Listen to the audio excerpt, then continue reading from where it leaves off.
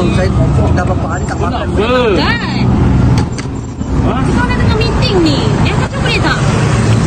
Kau cepat kau pergi lah Pergilah. kita. Aduh, nak makan dah bau busuk kau ni. Kau dah tak buat kau ni. Apa benda kau ni? Ha? Pasang lah. Kau ni dah kenapa? Kalau kau tak nak bagi dia makan, cakap. Jangan cakap sendiri tau. Makan. Duduk semua.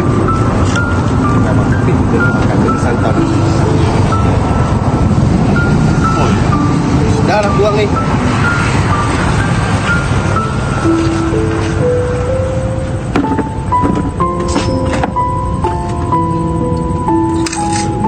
Abang, beli bang.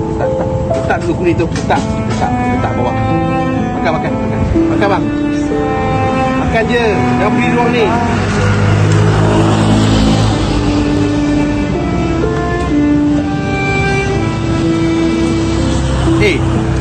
Kau orang ni kenapa lah? Kau tahu tak?